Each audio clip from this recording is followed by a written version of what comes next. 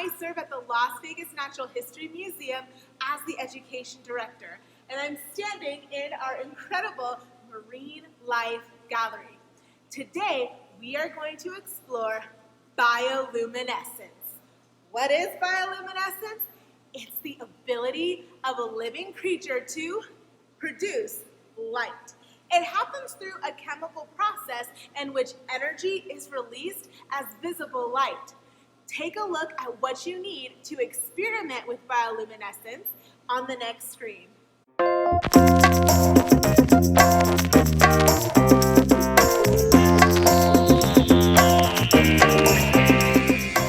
that you have what you need, stay tuned while expert explorer Chrisanne shows us a simple experiment using items that you probably have at home to explore one of the ocean's most amazing features, bioluminescence. Hi everyone, I'm expert explorer Chrisanne, and today we are going to do our experiment on bioluminescence. So if you don't have these things at home, they're super easy to find at your local dollar store or even your local supermarket sometimes has them. And it's these little guys here. You'll need a pair of scissors, and kids, I highly suggest that you get one of your parents or your guardian to help you with this part. We'll also need any type of container. I'm using a clear one here so you can see what the effects are. And I'm also going to be using some paper towels for protection during part of this. So, as Grace Leah said earlier, bioluminescence is a chemical process that produces visible light. One of the animals that we think of that can do this, if we're in a place that has these animals, are fireflies. You know, they light up the night sky with all of these little flashes of light. But since we are in the Marine Life Gallery, we are actually going to talk a little bit more about one of my favorite marine animals that does bioluminesce, and that is the anglerfish. If you guys have ever seen Disney Pixar's Finding Nemo, and you remember the big scary fish, big teeth, with the little lamp on her head, that was our anglerfish. And I love the fact that only the girls have the lights on their head. So, how does she make that light?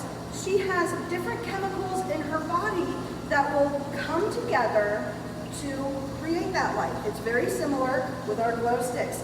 You know, the glow sticks, we have to snap this first, right? We have to shake it up a little bit, but then it glows, right? Something very similar is happening in that anglerfish body. We're not entirely sure of how it works inside her body because she lives so far deep that we usually don't see them alive. But we are going to explore bioluminescence with our glow sticks. This is the part where I would recommend having your adult or guardian help you because we are going to get snippy. Inside a glow stick, there are two different chemicals. There is a chemical on the outside, but there's also a glass vial on the inside. The glass vial has a different chemical in it, and when we make that snap, the two chemicals start reacting together, which made that glow. So what we have to do is we have to separate out our vial from the rest of it. And I do have a lot of glow sticks to do this with, guys, because I want to show you as much of this as possible, okay? So, first thing I'm going to do is I'm going to very carefully snip off the ends of these. Like I said, I don't want to break the glass vial that's on the inside here, okay?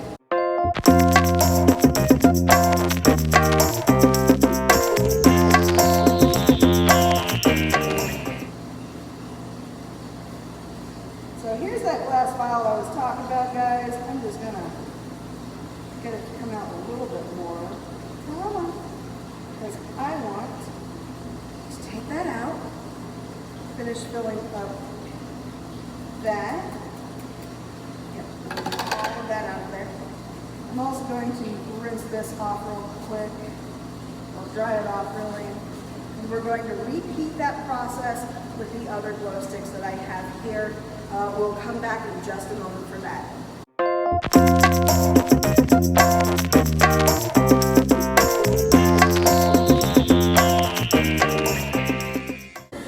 All right, now that we've separated the plastic outside from the glass inside and we have collected some of that liquid, we are going to add our second liquid. This is the second part of the experiment where I would very much recommend having one of the adults help you, because we're going to have to open these, and these are made out of glass. I'm starting to make the outside glow a little bit, it looks like. Have gloves at home, that would be a perfect time to use them. I am just going to use some of our paper towels here, doubled up and break, okay? So once again, we have to be very careful with this because it is glass. So Miss Grace Leah, if you want to come up, and I will snap this sucker in 3, 2, 1. All right, guys, you see it's already reacting where that first chemical and the second chemical are mixing. I am going to do this again and make sure that we've got all of our chemicals together. I am going to be so glowy by the end of this. All right, look at that glow. That's not even fully mixed in yet, guys. So what I'm gonna do is I'm going to take one of my plastic parts here and just mix it up a little bit more. Look at that glow. It's a beautiful, beautiful glow. So you may be wondering to yourself, what am I gonna do with this now?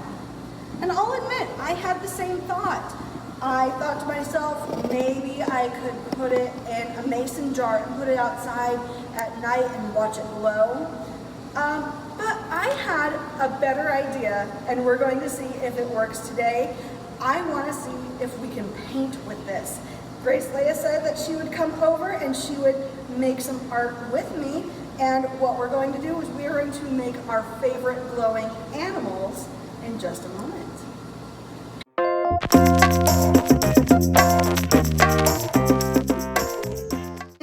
One more thing with our experiment and our glow. We are using recycled paper, so you'll notice that the liquid does kind of bleed through a little bit, but you know, we believe in reduce, reuse, and recycle. So Absolutely. This is the last attempt that we are going to do with our bioluminescent liquid.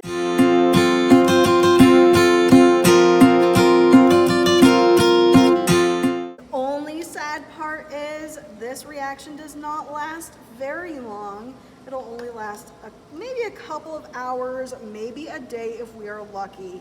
So it will be a short-lived item, but who knows? Maybe it will look even cooler when it's dried. We'll have to test that out. I think I'm done. My emerging doodling. There we go. It's done there. So it did get a little bit more, the water got more absorbed in this paper just because we were using recycled regular printer paper versus before we were using construction paper. Right. Oh, I can speak, I swear.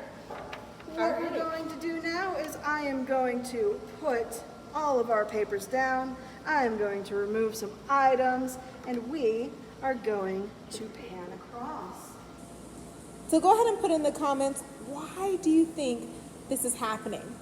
Why do you think it's reacting differently on black construction paper to thin white recycled paper?